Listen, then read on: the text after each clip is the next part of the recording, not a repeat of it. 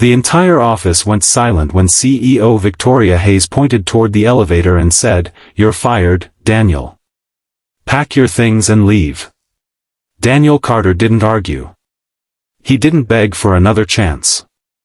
The single father simply looked down, swallowed the pain in his throat, and walked back to his desk. But when Victoria later saw what Daniel had quietly left behind, she froze. And what she discovered would change the way she treated people forever. Before we continue, subscribe to Kindness Library, like this video, and tell us in the comments about a time someone's kindness changed your life. Sometimes one small act can become a light someone remembers forever.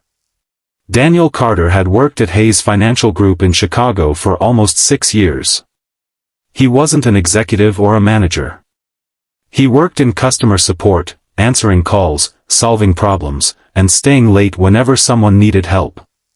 Most people in the office knew Daniel as the man who always smiled. What they didn't always see was how difficult his life had become. Daniel was raising his 9-year-old daughter, Lily, alone. His wife had died 3 years earlier after a sudden illness. Since then, Daniel had been both father and mother to Lily. Every morning, he packed her lunch, brushed her hair as best he could, dropped her at school, and rushed across town to work. And every evening, he hurried home to make dinner and help with homework. He was exhausted, but he rarely complained. Then Lily started having trouble at school. She had become quiet and anxious, and her teacher asked Daniel to attend several meetings. Daniel began arriving late to work occasionally. Sometimes it was only 10 minutes. Sometimes 20. His supervisor knew why. But Victoria Hayes didn't.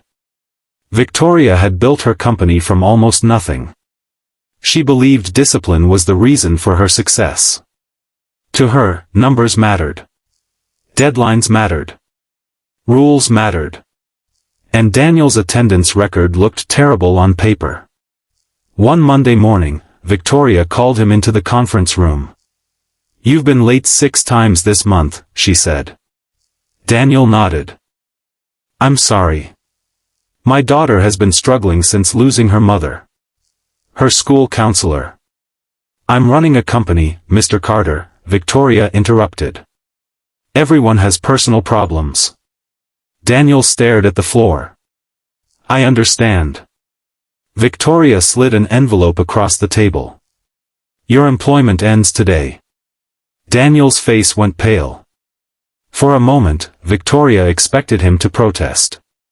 Instead, he quietly said, "Thank you for the years you gave me here." Then he walked away. At his desk, Daniel placed his family photograph inside a cardboard box. His co-workers watched helplessly. Before leaving, Daniel noticed a small framed photograph sitting on the corner of his desk. It belonged to Victoria. Months earlier, she had dropped it while walking through the office. The glass had shattered. Daniel had repaired the frame during his lunch break and placed it on his desk because he had never found the right moment to return it. The picture showed a much younger Victoria standing beside an elderly woman. Daniel turned the frame over and wrote something on a sticky note. Then he placed it carefully outside Victoria's office and left. That evening, almost everyone had gone home when Victoria noticed the frame. She picked it up. Her breath caught. It was the only photograph she had of herself with her mother before cancer took her life. Victoria had thought she'd lost it. Then she saw Daniel's note. "Mrs. Hayes, I found this months ago and repaired it. I'm sorry I never returned it sooner. Your mother looked very proud of you. I lost my wife, so I know photographs can become priceless when someone is gone. Please take care of it. And thank you again for giving me work when my daughter and I needed it most. Daniel." Victoria sat down. For several seconds, she couldn't move. The employee she had fired that morning had every reason to be angry. Yet his final act inside the company had been one of kindness. Victoria looked again at the photograph. Suddenly, she remembered something her mother used to tell her. Success means nothing if you become too busy to see people. Victoria had spent years building a successful company. Somewhere along the way, she had stopped seeing the human beings behind the employee numbers. She immediately called Daniel. No answer. She called again. Still nothing. The next morning, Victoria drove to Daniel's apartment using the emergency contact address in his employee file. Daniel opened the door wearing an old sweatshirt. Lily stood behind him. Daniel looked shocked. Mrs. Hayes? Victoria held up the photograph. I came to say I'm sorry. Daniel remained silent. I judged you from an attendance report, Victoria continued. I never asked what you were carrying outside those office doors.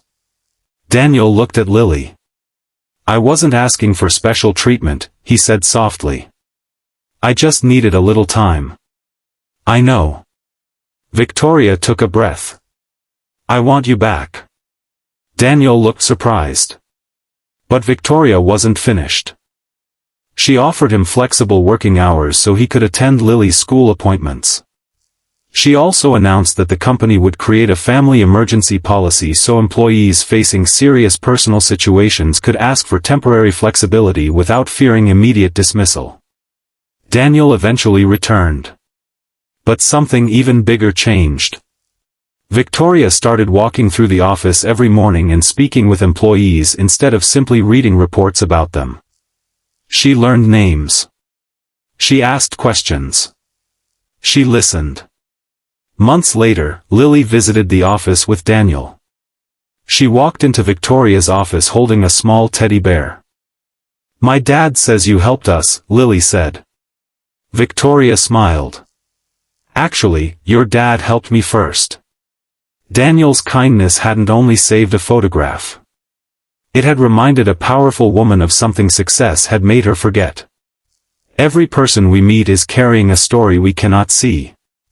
The tired employee may be caring for a sick parent.